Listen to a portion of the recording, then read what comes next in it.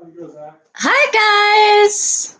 It looks like we are ready for story time. Today is part 2 of Mr. Granite is from Another Planet. And we just finished off where the kids are pretty sure that Mr. Granite is an alien. So we're going to have to find out if that is true. So here we go. We're at chapter 8, the world's biggest iPod. So all afternoon, I was watching Mr. Granite very carefully to see if his face was going to come off or something. Finally, 3 o'clock came and the bell rang.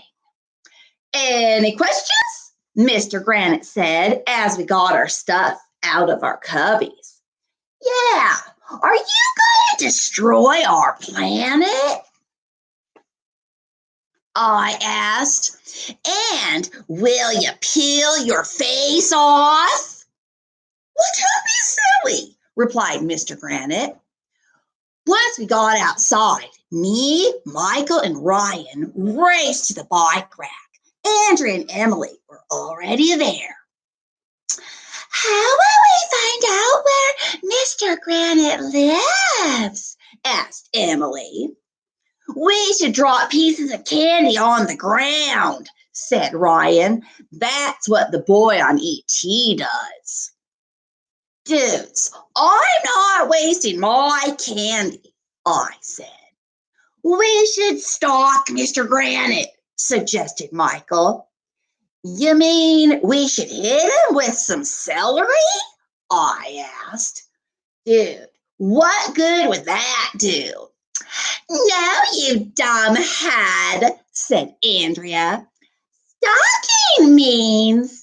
But she never got a chance to finish her sentence because at that very second, Mr. Granite zoomed past us on his bike.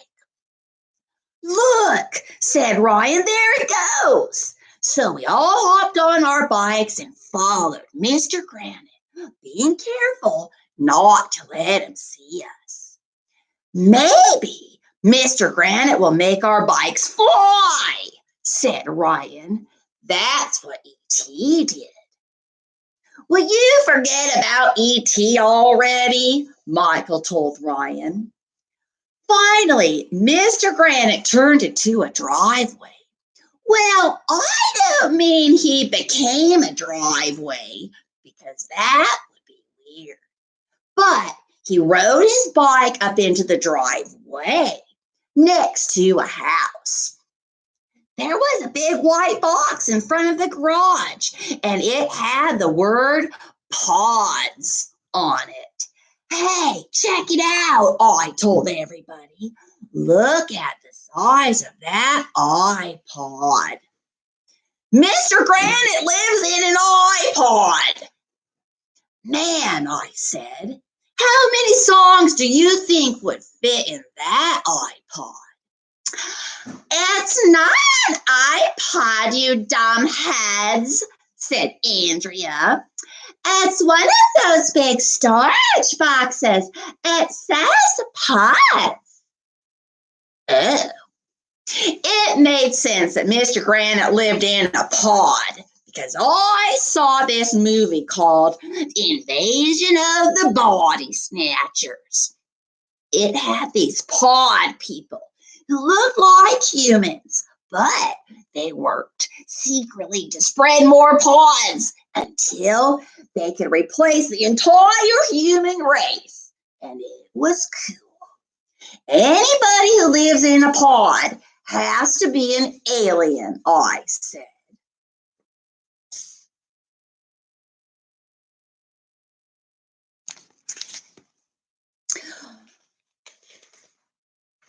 Well, my mom says that we should accept people no matter where they live, Emily said. Oh, yeah, your mom is weird, I told her. Maybe he's building a transmitter in there to contact his home planet, said Ryan, like E.T. Dude, give it a rest with ET, will you already? I told Ryan. Mr. Granite opened a door and went into the pod thing. We all snuck up to it like we were secret agents, and it was totally cool. Andrea took a little camera out of her backpack. I'll bet he's taking off his human mask in there, Michael whispered. I'll snap the picture when he peels his face off, Andrea whispered. That will be a real Kodak moment, I said. I'm scared, whispered Emily. Maybe we should. But she never got a chance to finish her sentence because at that very second, Mr. Granite popped out of the pod. Ah! We all screamed. Good day, mates, Mr. Granite said. He looked completely normal. What can I do for you blokes? I said.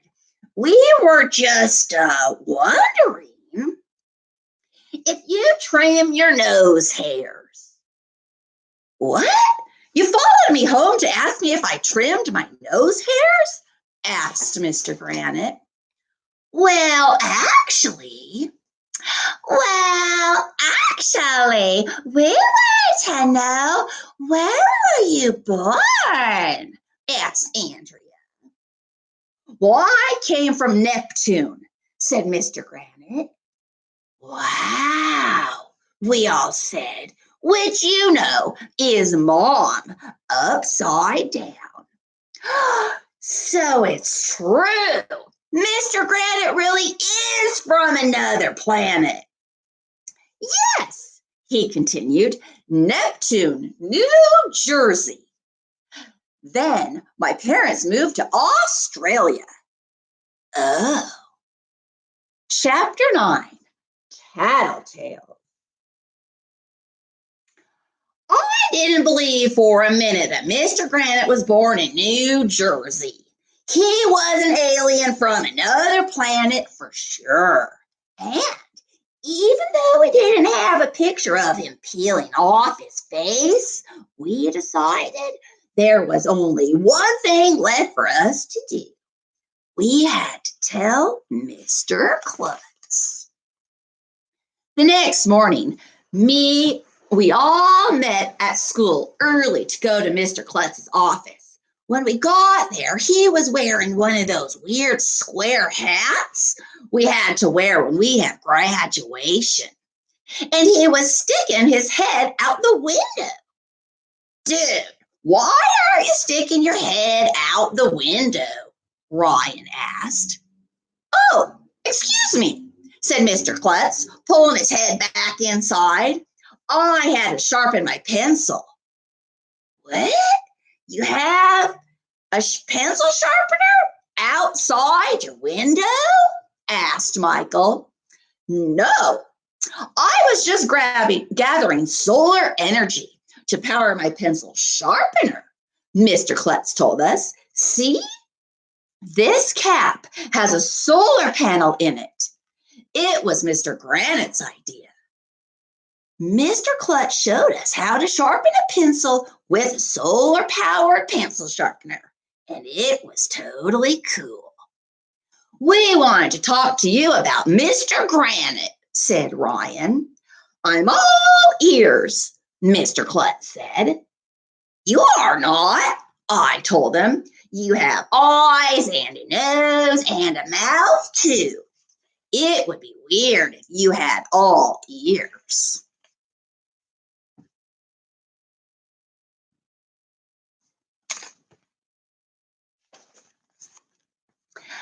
That's just an expression, you dumb head, said Andrea, rolling her eyes. It means that Mr. Klutz is listening. Yeah, well, I knew that, I lied. Anyway, we think there's something weird about Mr. Granite. Yes, I agree, Mr. Klutz said. I can't put my finger on it. Why would you want to put your finger on it? I asked. Mr. Granite lives in a pod, and he has no nose hair. Mr. Klutz, said Andrea, we suspect that Mr. Granite is from another planet. Said Mr. Klutz. It's funny you should mention that. The other day, I saw a flying saucer in the teacher's lounge. What? We all shouted. You did? Yes, said Mr. Klutz. The teachers were throwing their teacups around again. I'll have to make another announcement about it. If Mr. Granite is an alien, will you have to fire him? Asked Emily. Or are you going to attack him with laser beams? Asked Ryan. Said Mr. Granite.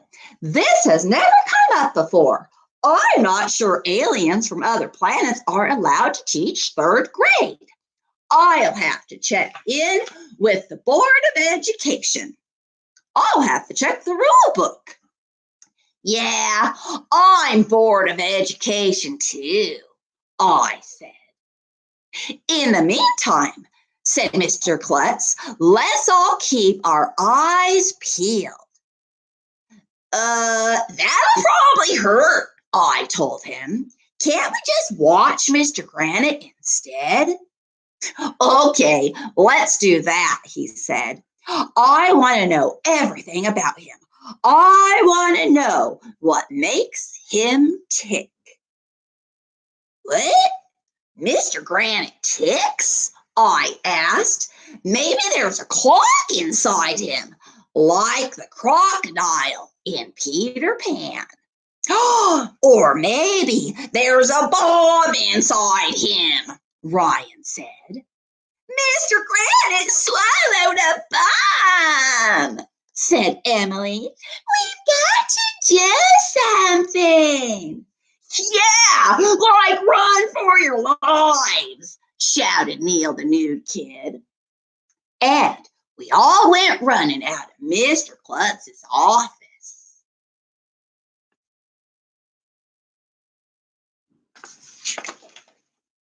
Chapter 10, The Truth About Mr. Granite. As it turned out, Mr. Granite didn't have a clock or a bomb inside of him. I didn't even hear him tick. That day was a perfectly normal day, or as normal as it can be when your teacher is from another planet. When the 3 o'clock bell rang, Mr. Klutz made an announcement over the intercom. Have a great weekend, everyone, he said. Next week, we'll find out if elementary school is the greenest school in the country. I can almost taste the chocolate cake. Oh, and teachers, please stop throwing teacups around the teacher's lounge. Thank you. Me, Michael, and Ryan rode our bikes home. We were pretty tired because we had been riding bikes like all day in class. But that's when I got the greatest idea in the history of the world. Hey, I told the guys, I know how we can make our school the greenest school in the country. How? They asked. Let's paint it green. AJ, Ryan said, you're a genius. That's why I'm in the gifted and talented program. I said mostly. I mean, everybody agreed that I should get the Nobel Prize. So that night after dinner, I told my mom there was a bingo game at school. Michael and Ryan made up other excuses. Michael brought a bucket of green paint that he found in the basement. Ryan brought some paintbrushes, and we rode our bikes and met at the school. Okay, I told the guys, let's start by painting the front door. Michael opened up the paint can. Ryan, give me a brush. And I was about to dip the brush into the paint when the most amazing thing in the history of the world happened. A guy jumped out from behind the bushes. Freeze, you dirtbags, he shouted. Ah! It was Officer Spence, the school security guard. He was supposed to protect the school from bad guys and criminals, not from us. Let's get out of here, shouted Michael. We hopped on our bikes and pedaled as fast as we could down the street. I never even turned around to see if Officer Spence was chasing us. Phew, that was a close one, Ryan said when we were a few blocks away from the school. I don't think Officer Spence saw our faces, said Michael. Dudes, let's go home, I said. But just as we were about to turn the corner, I realized something. This was Mr. Granite's street.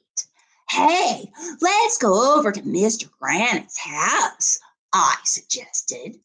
Maybe we can catch him taking off his face. So we pedaled over to Mr. Granite's house, and it was easy to find because it had a giant pond thing right there on the grass. And there was a light on the inside of the garage. We parked our bikes across the street and tiptoed over to the garage like secret agents. It was totally cool. Shh, Ryan whispered. Nobody scream if he peels off his face. We peeked between the cracks in the garage. Do you see anything? Michael whispered. Look, Ryan whispered back. Mr. Granite is in there. Yeah, over on the left, I whispered. What's he doing there? Ryan whispered. He's building something, Michael whispered. And you'll never believe in like 1,100 years what we saw Mr. Granite building in there. And I'm not gonna tell you. Okay, I'll tell you, but you have to read the next chapter to find out. So nana boo boo on you. Except I'm the one reading. Chapter 11. My teacher is an alien. Mr. Granite was building a spaceship. It was red and black and silver, and it looked just like the spaceships you see in the movies, and it was totally cool. Andrea was right, I whispered. Mr. Granite is from another planet. But I never got a chance to finish what else I wanted to say because at that very moment, the garage door started going up. Mr. Granite, the alien, was standing there looking right at us. And I didn't know what to say, and I didn't know what to do, and I had to think fast. Freeze, you dirtbag, I yelled. You're an alien, and we know it. Mr. Granite put his hands up in the air. Then he realized we didn't have a gun or anything, so he put them back down. Yes, I admit it, he said sadly. I'm not from New Jersey. I'm from the planet Etnarg, in a galaxy far, far away. Wow, we all said, which you know is Mom upside down. Etnarg, I said. Isn't that granite spelled backwards? Yes, Mr. Granite said. Everyone on Etnarg is named Granite.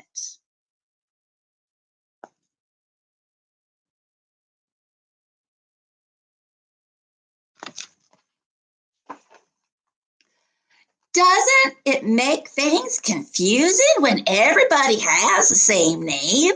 Asked Ryan. It does, Mr. Granite replied.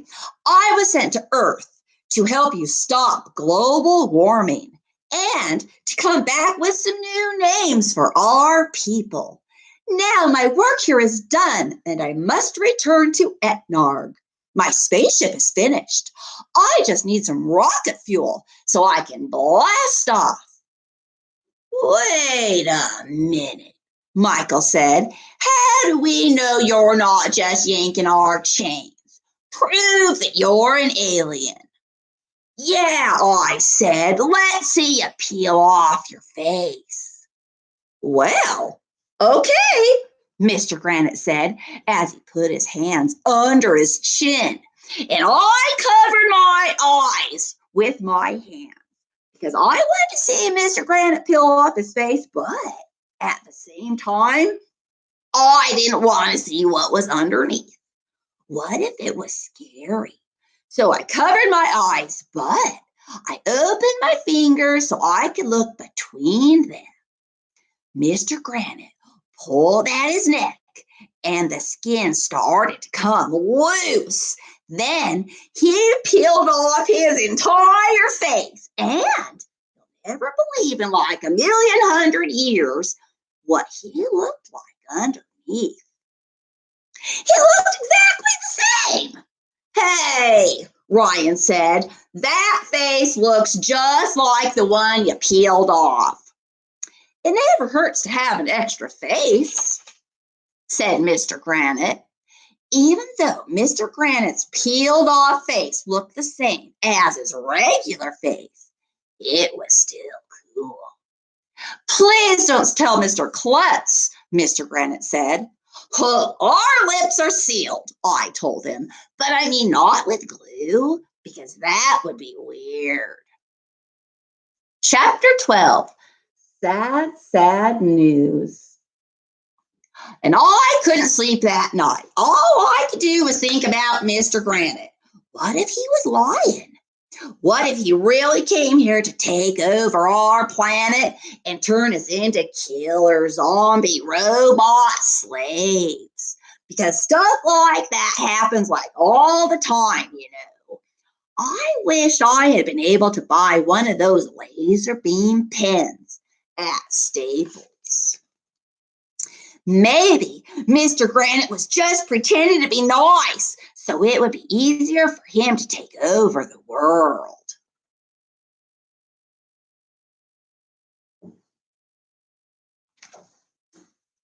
Maybe I should tell Mr. Klutz. If I didn't say anything and Mr. Granite took over our planet, it would be all my fault. This was like the hardest decision I have ever had to make, and my brain hurt from thinking so much, and I was afraid that my head was going to explode. Did you finish your homework? My mom asked on Monday morning. What? Homework? I said. Mom, aliens from another planet could be attacking at this very moment, and you're worried about homework? Finally, I decided to tell Mr. Klutz what I knew. As soon as I got to school, I marched into the office. He had a machine on his desk. It looked like a microwave oven. Hey, check this out, AJ, said Mr. Klutz. It's called the Ultimate Recycler. This gizmo can turn a can into a bottle or a bottle into a can. So instead of throwing away a bottle, you can turn it into a can. And instead of throwing away a can, you can turn it into a bottle. This will be great for the environment. Why not just take the can or the bottle and just rinse it out? I asked. Then you can just use it again. Oh, said Mr. Klutz. That's a good idea, AJ. No wonder you're in the gifted and talented program. Then he picked up the ultimate recycler and threw it into the recycling bin. Mr. Klutz, I said, I have proof that Mr. Granite is from another planet. I saw him building a spaceship in the garage. Mr. Klutz said. Well, I have some news for you, AJ. I looked through the Board of Education rule book very carefully, and there is nothing in there that says aliens from other planets can't teach third grade. So Mr. Granite can stay on Earth if he wants to. That's great. In fact, I'll call him in here right now to tell him the good news. Mr. Klutz called Mr. Granite on the intercom, and a few minutes later, Mr. Granite came into the office. When he saw me, he looked mad. It's okay, Mr. Klutz told Mr. Granite. I know you're from another planet, but I think you're an excellent teacher, and I want you to stay at elementary school. Mr. Klutz and Mr. Granite hugged, which was weird. You are very kind, Mr. Granite said, but my work here is done, and I am ready to return home to planet Etnarg. I blast off on Friday. But I thought you said you didn't have any rocket fuel, I said. Well, I don't need rocket fuel anymore, Mr. Granite told me. I met with Mr. Docker over the weekend, and he figured out a way to power my spaceship with potatoes. Wow! I knew you could power a car with potatoes, and I knew you could power a computer with potatoes. But how are you going to get a spaceship off the ground with just potato power? Are you sure that's possible? I asked. It is, Mr. Granite said. We are going to microwave the potatoes.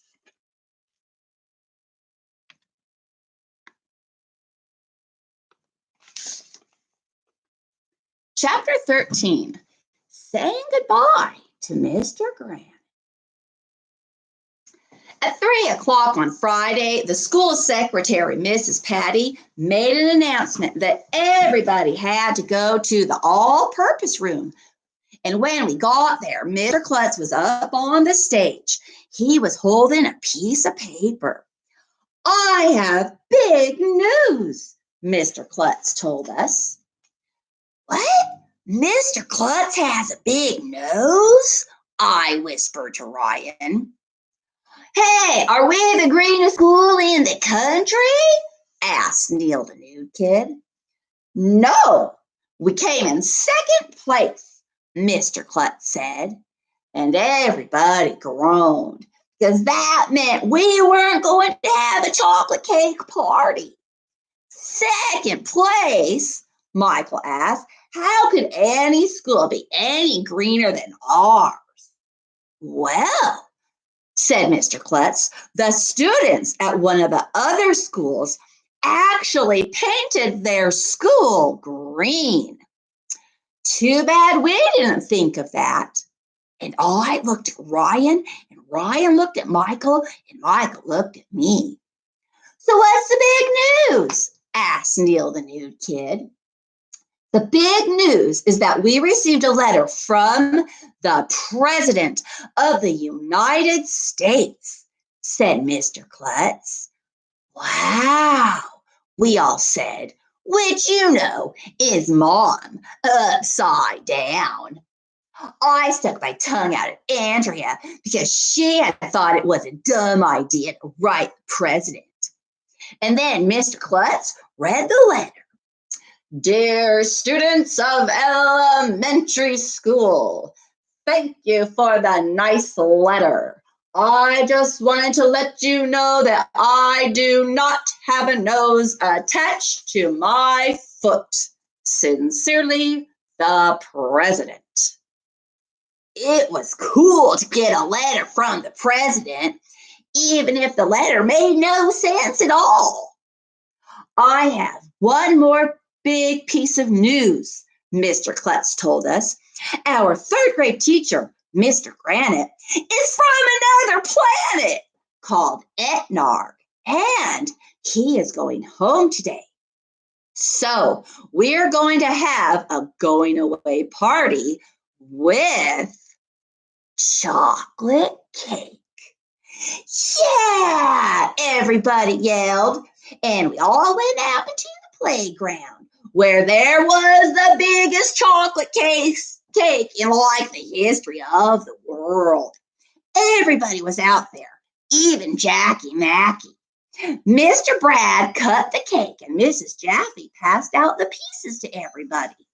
Mr. Granite's spaceship was out in the field near the cows. It was covered with potatoes. Moo, said a cow.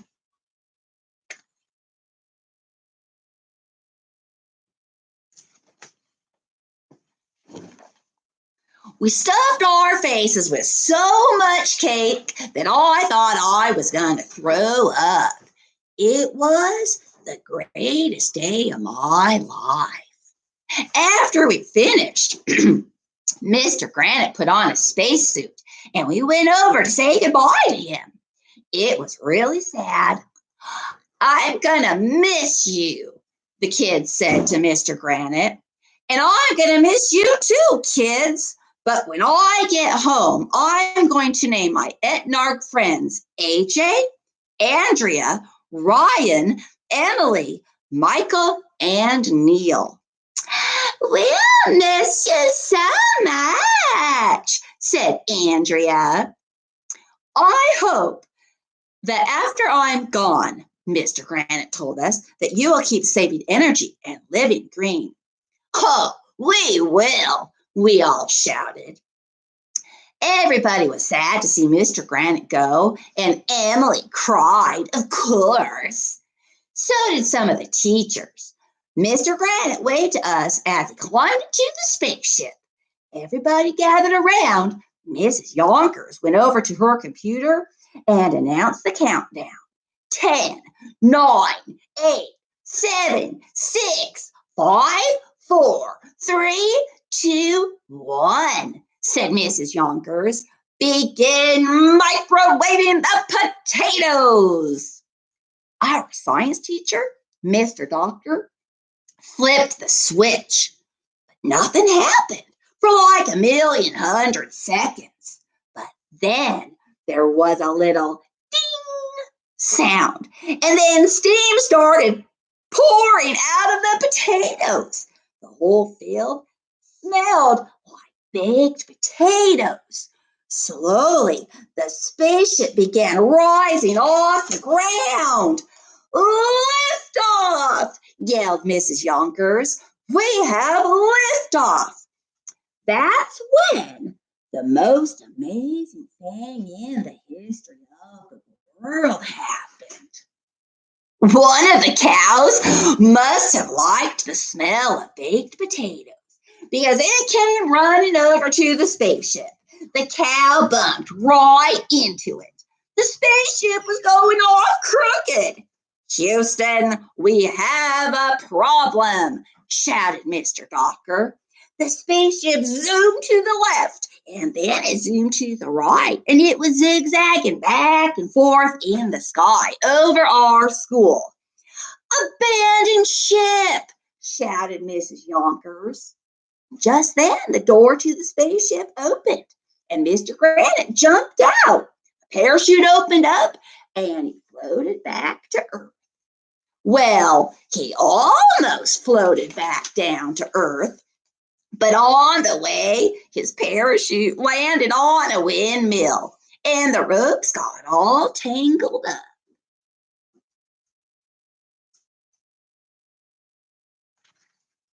Mr. Granite was caught up in the windmill. He was spinning around and around. I mean, it was a Kodak moment. You totally should have been there.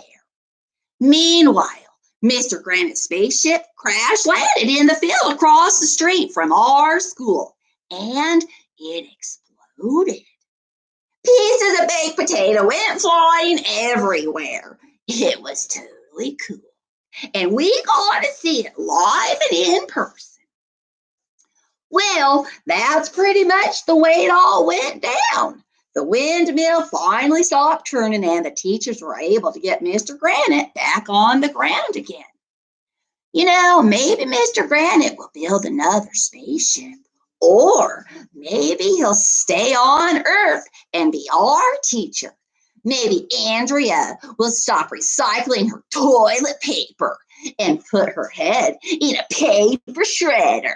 And maybe there won't be any more flying saucers in the teacher's lounge. Maybe Jackie Mackey will stop sucking on her toes. Maybe the president will trim the hair on the nose attached to his foot. Maybe Ryan will stop talking about E.T. Maybe they'll start selling laser beam pens at Staples. Maybe the sun will explode. Maybe Emily will stop running into cows. Maybe we'll find out what makes Mr. Granite tick.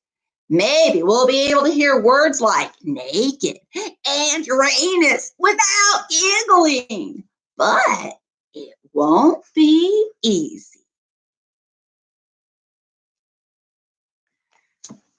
That's it. I wonder if any of you have a teacher from another planet. You might need to investigate that. Okay, that is it for this week. I will be back next Tuesday at 4, and I have chosen next week's book. It is Miss Cuddy is Nutty. And this is book number 2 in the My Weirdest School. So I think the kids might, I don't know, they might still be in 3rd grade. I don't know. I haven't read it in a long time. So we'll see. We will learn what happens together. So everybody have a good week. Stay kind, and I will see you next Tuesday. Bye.